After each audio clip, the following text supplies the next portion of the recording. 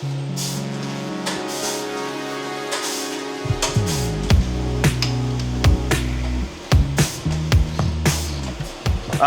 Hal basically started post 2020. Kelly and I were on a trip. We were in the state of Utah. There was a burn ban. Then we get out to where we're camping, and we had this crappy propane fire pit. Wasn't putting out any heat. It consumed a shit ton of fuel, and we were basically freezing. And I had the genius idea to say, oh, it can't be that hard. We'll start a propane fire pit company. It'll be great. 6 years later, got this whole factory going. We build these beautiful propane fire pits all here in the United States. And a big thing for us is testing and beating the absolute shit out of all of our gear. And we have been drawn to pre-runners and race trucks as the platform to do that. And so for years, I've been driving my Raptor, beating the hell out of it, jumping and drifting, and taking it all over the country, taking it down to Baja. And the truck is just starting to fall apart. All right, so we're testing the new Powell R1 rally mount. Wanted to see how big we could go in the truck. We jumped at about 70 feet and ripped the front skid off. So broken parts, serious beams. Mount's all locked in though. So basically, I had this idea, can we get on the internet and buy a shitty race car and actually be competitive with it? And that's where I found this 96 prerunner on Race Desert. As soon as I found it, I called up my buddy Austin Trudeau, who owns Truco Automotive, because the only way I was ever gonna be able to actually own a race car and make this thing a reality was if I had a ninja mechanic like Austin Trudeau. He's a great buddy, incredible mechanic, and he's a damn fast driver.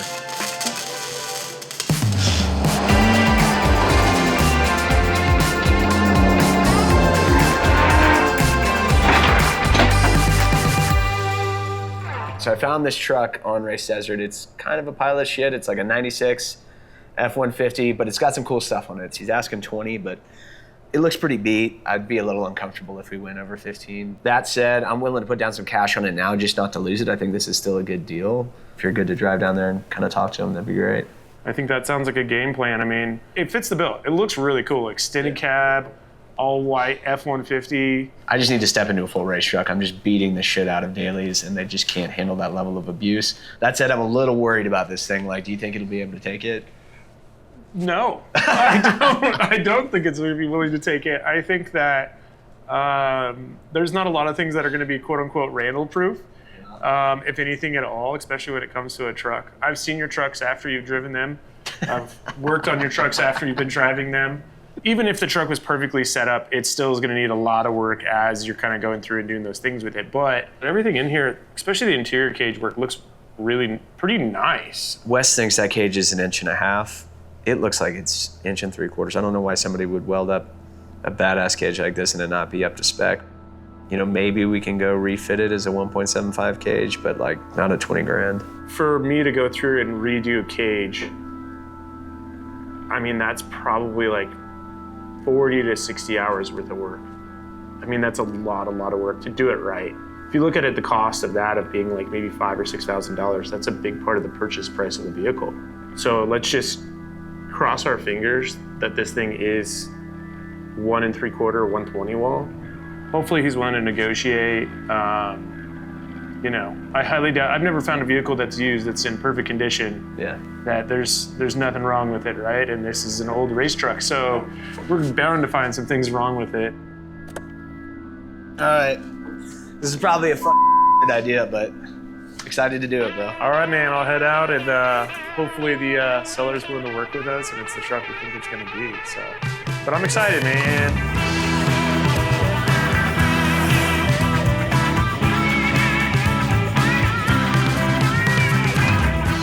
I'm extremely excited for this truck, but also marginally nervous. You know, you don't know what you're getting into, and just kind of hope that it's what we think it is. But you know, we're on a budget and trying to have as much fun with as little dollars as possible, and there's a lot of respect for that. So we'll see how it goes. I got $7,000 in cash, and I'm gonna put $6,000 in the envelope, and have an extra $1,000 just in case, and be like, yeah, man, that's all I got, and see what he says. So, but let me call you back, or I'll call you when I get there. He's calling me right now. Sounds good. We'll just holler at me if you need anything. Are you there? Where you at? We're about, I would say, a little bit less than an hour away from you. Okay, you're gonna take I-17 to 169. 169, you're gonna make a right, and you'll follow that to mile marker 174. Okay. You'll see a big flag as big as your house. That's us. Lock the brakes up, make a right. We'll see you in a bit. All right then. Thanks, Wes. Bye. I'm excited. He's a good old boy. Lock them brakes up, you know, make it right.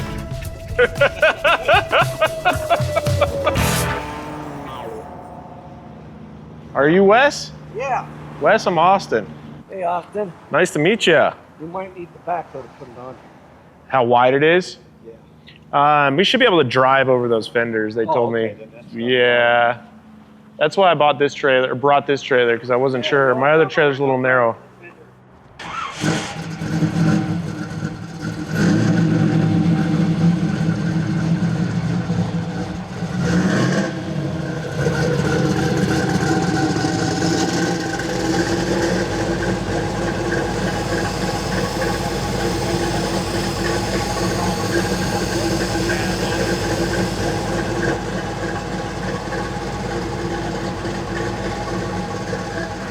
Pull it all out of there.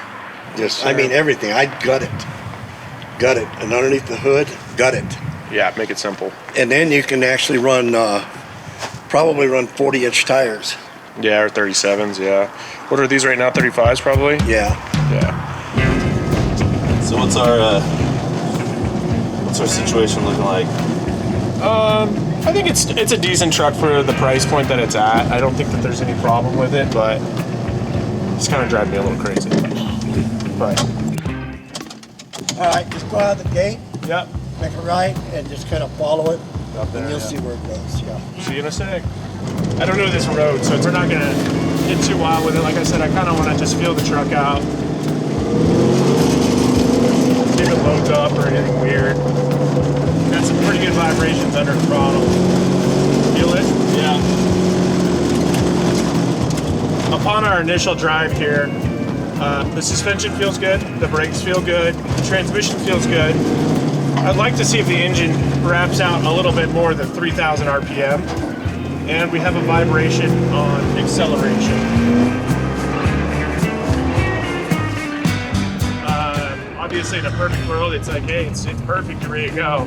But unfortunately, these things need work a lot of times, so it's kind of how it goes. So this is negotiation leverage, 100%.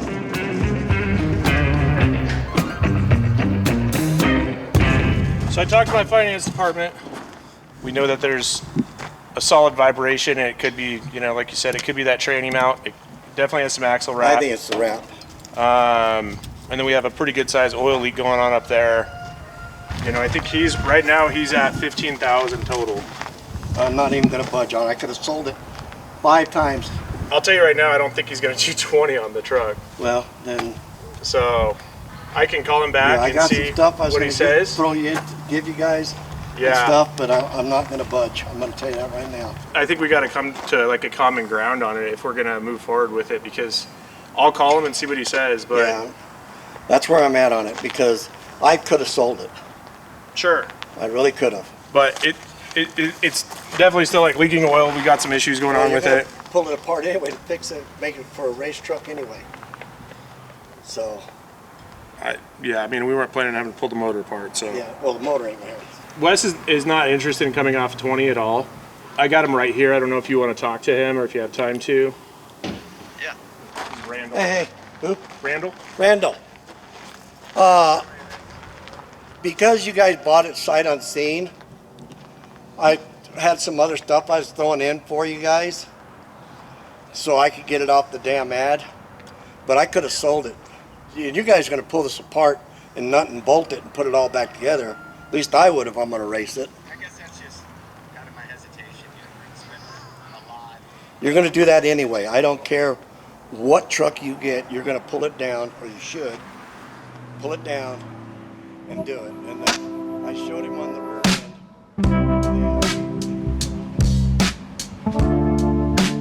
I mean, I feel like we're really close, but it's also like I don't know. There should be some room for negotiation. It's not like we gave him $100 to hold it, you know. We were worried about the cage being the wrong size, and it's the fucking right size, dude. I think that's a pretty big win. Do you feel like you can? This is something that we get rich on for the next couple of years, and like actually race it. I don't think it's a $20,000 truck, but I don't think it's a lost cause, if that makes sense. I mean, we thought we were gonna do 5 in the cage, and so I mean, we may be losing another shit. Maybe we're making up in the cage. Yeah. Is it more of a principle thing for you at this point? 100.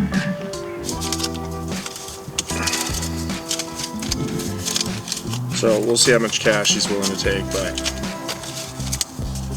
I think unfortunately the hard part is that we've sent him money without seeing the truck, and that's immediately kind of put us in a non-bargaining chip, and I feel like he's bulldogging the situation because he knows that he has 10,000 of our dollars. It's a hard lesson learned. I'm honestly going to just pay the $19.5 because I don't really want to be here any longer than I have to be here now.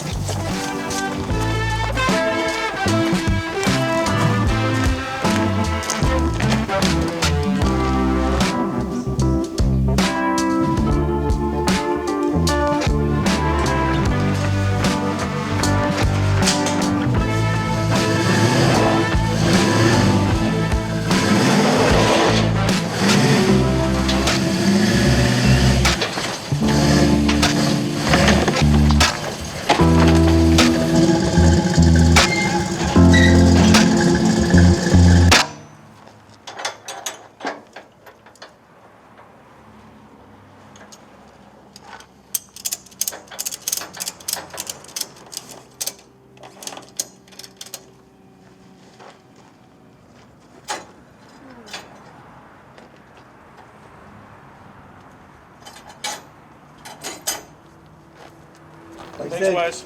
keep it on 2 wheels. Oh yeah. It don't matter which 2.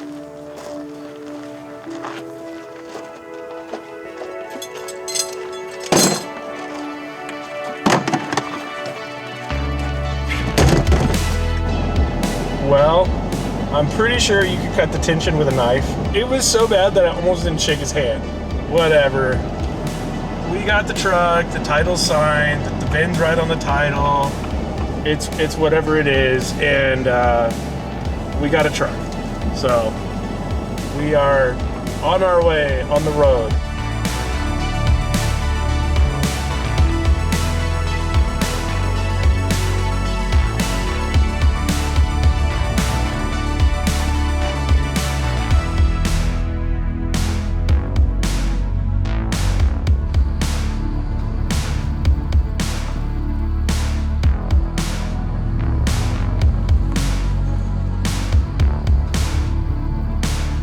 See it?